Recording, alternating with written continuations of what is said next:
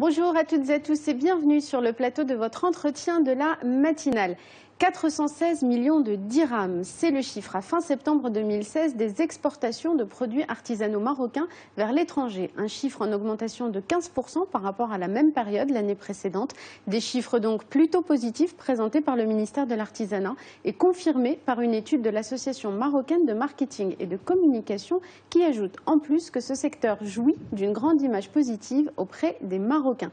Pour nous présenter ces chiffres, les analyser et puis aussi nous parler des politiques mises en œuvre pour accompagner et protéger l'artisanat au Maroc, j'ai le plaisir de recevoir ce matin sur notre plateau Madame Fatima Marouane. Bonjour Madame la Ministre, vous êtes la Ministre de l'Artisanat et de l'Économie sociale et solidaire. Merci d'avoir accepté notre invitation. Bonjour, merci à vous de me recevoir. C'est un plaisir. Alors, j'évoquais donc le chiffre des exportations. Est-ce que vous pouvez nous présenter quelques-uns des chiffres qui ont été communiqués par le ministère il y a quelques semaines concernant l'artisanat?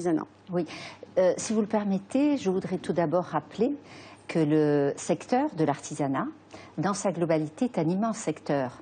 C'est un secteur économique qui joue un rôle extrêmement important et je suis ravie de l'image positive qu'il renvoie, que vous venez de rappeler à l'instant.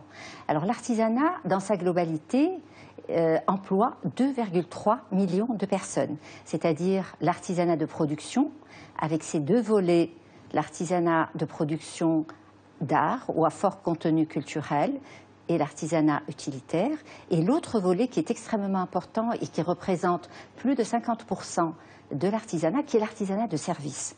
C'est le deuxième secteur d'emploi, je crois, après l'agriculture dans notre pays. Oui, 2,3 millions de personnes, c'est énorme. Alors, la stratégie du ministère, stratégie pour le développement de l'artisanat, n'a concerné que le volet de l'artisanat de production à fort contenu culturel, qui ne représente que 17% de l'artisanat. Donc c'est une stratégie qui a donné une grande impulsion à ce secteur. Le contrat-programme de cette stratégie a été signé en février 2007, sous la présidence effective de Sa Majesté le Roi Mohammed VI, que Dieu l'assiste, et cela vraiment a donné un grand élan. Alors comment s'est déclinée cette stratégie? Oui, excusez-moi. Donc cette stratégie s'est fixée des objectifs à obtenir à fin 2015. Et l'évaluation qui en a été faite a montré que la majorité des objectifs ont été soit atteints ou presque atteints, soit carrément largement dépassés.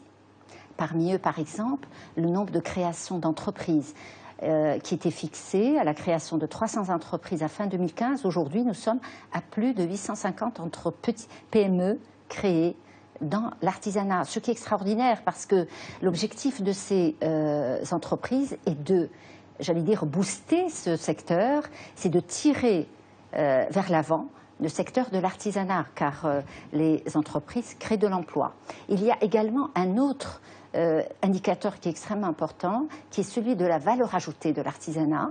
Et l'objectif fixé était d'arriver à une valeur ajoutée additionnelle à fin 2015 de 4 milliards de dirhams. À fin 2015, nous sommes à près de 7 milliards de dirhams et plus précisément 6,8 milliards de dirhams, ce qui est vraiment très encourageant. Pour en revenir aux exportations, c'est vrai qu'il y avait un objectif qui était fixé. Bien sûr, il y a eu la crise économique qui est passée mondiale qui est passée par là et qui a impacté nos exportations, d'autant que notre partenaire essentiel, traditionnel, était l'Europe. Ce qui nous a amené, bien entendu, à diversifier nos partenaires. Et nous voyons aujourd'hui, nous sommes très heureux d'observer une augmentation de nos exportations et vous venez de donner quelques chiffres. En effet, entre 2013 et 2014, il y a eu un taux d'accroissement de 14%. 2014 par rapport à 2015, 6%.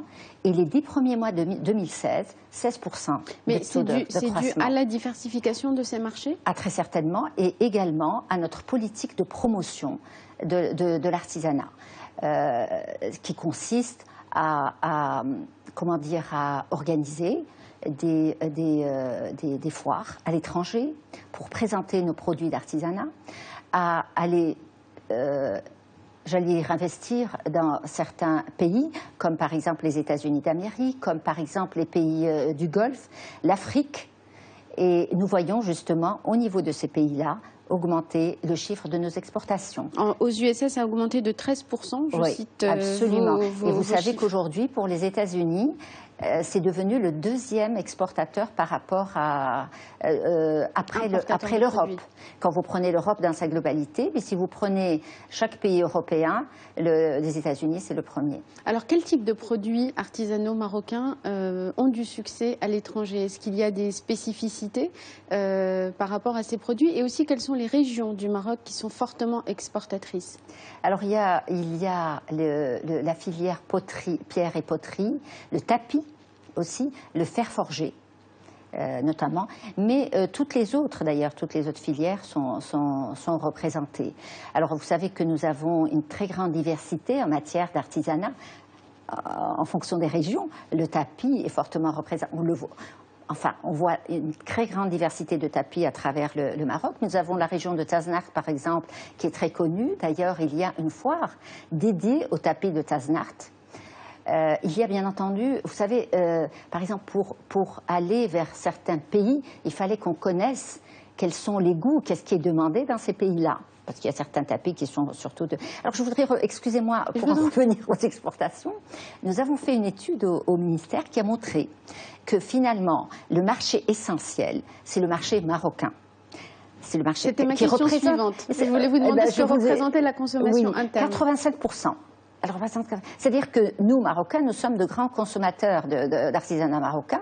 Et en fait, parce que l'artisanat, c'est nous, c'est notre identité, c'est l'image de notre pays. Et cela est très heureux que même les générations actuelles, disons, consomment les produits d'artisanat. Alors, vous avez évoqué dans le cadre de la stratégie l'encouragement à structurer l'artisanat avec les PME, le soutien aux PME. Qu'est-ce qui est fait aussi pour maintenir le savoir-faire traditionnel et la formation des futurs maîtres artisans? J'ai vu que le 30 novembre dernier, l'UNESCO avait signé avec votre ministère un accord pour sauvegarder ce savoir-faire. Alors, est-ce que vous pouvez nous en dire un mot également? Oui. Alors, nous avons un volet formation au niveau du ministère. Et nous avons créé des centres de formation qui délivrent une formation à différents niveaux. Alors il y a le niveau spécialisation qui accepte les élèves avec un niveau fin de primaire, le niveau qualification vers disons 3 ans après fin de collège, et niveau baccalauréat, ils ont un niveau technicien. Et nous avons quelque chose d'extrêmement important, qui est l'Académie des arts traditionnels à Casablanca, qui est une initiative royale et qui forme à un niveau supérieur dans l'artisanat et qui accepte des élèves à Bac+2. Elle a du succès? Énorme, énorme. Le succès est énorme. D'ailleurs, les 2 premières promotions sont déjà sorties. Ils ont une très bonne formation et vraiment cela honore notre artisanat. Alors, nous avons cette formation donc dans les centres, dans les milieux urbains, nous avons les centres de formation. Nous avons ce qu'on appelle la formation résidentielle dans les centres, la formation par apprentissage auprès des artisans. Mais nous avons pour les régions éloignées, dans le rural, nous avons des unités mobiles de formation. Donc voilà. Aucune partie du Maroc n'est oubliée. Moi je pense qu'actuellement vraiment il y a une large couverture au niveau de tout le Maroc. C'est un secteur extrêmement dynamique, extrêmement vivant. Les gens ont envie d'apprendre. Et d'ailleurs, pour parler, puisque nous parlons de formation, nous avons également un programme d'alphabétisation fonctionnelle pour les artisans qui a beaucoup de succès. Et je voudrais, c'est quelque chose que je dis toujours parce que cela m'a beaucoup impressionnée. Je suis allée une fois pour remettre les attestations parce qu'à l'issue de leur formation, on leur délivre des attestations. Et les femmes sont venues me dire, c'était à Fès d'ailleurs, les femmes sont venues me dire à l'issue de la cérémonie, écoutez, maintenant nous savons lire, écrire et compter en arabe, nous voulons apprendre les langues. C'est extraordinaire. Moi, j'étais ravie. Elles pourront aller ensuite dans les foires que vous organisez dans les pour foires, présenter leurs produits. Communiquer avec les tours.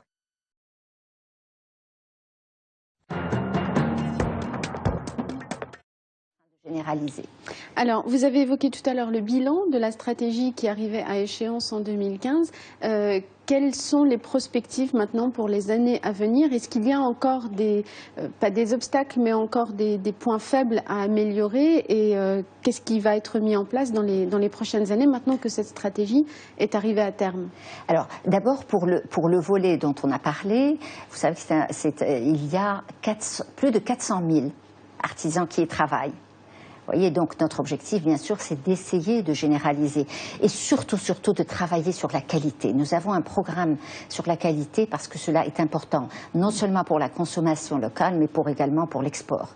Donc ça, c'est extrêmement important. Il y a, bien sûr, nous allons continuer sur cette voie sur cette stratégie qui a donné réellement des résultats.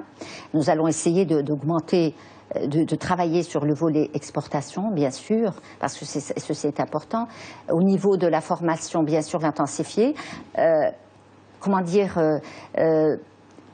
Tirer la leçon de l'expérience que nous avons eue pour améliorer. Et pour améliorer l'image de l'artisan et de l'artisanat. De quoi souffre encore cette image? Est-ce qu'il y a encore des points dont elle souffre? Oui, bien sûr. Bon, bien sûr, nous avons. Les artisans sont des travailleurs, je veux dire, indépendants. Donc, il y a la couverture sociale sur laquelle nous travaillons et ils vont être intégrés, puisqu'il y a un travail du gouvernement sur la couverture sociale des indépendants. Ça, c'est extrêmement important. Je voulais dire que cette stratégie n'a concerné que 17% de l'artisanat.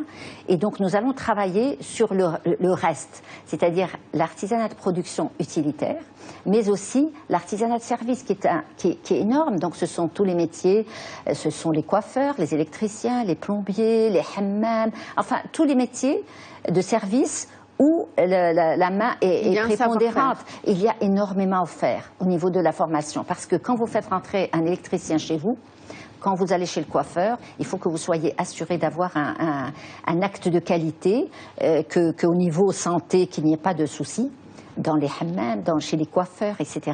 Donc il y a beaucoup à faire à ce niveau-là. Et puis c'est un secteur qui est très employeur et qui est générateur de revenus. Et je pense qu'il est important de travailler là-dessus. D'autre part, il y a un ancrage au niveau territorial. Quand on crée des emplois, eh bien les gens restent chez eux, cela évite qu'ils aillent ailleurs. Ça permet de leur donner des sources de revenus là où ils sont. Absolument. Et là, c'est là où il y a il y a une intersection avec l'économie sociale et solidaire.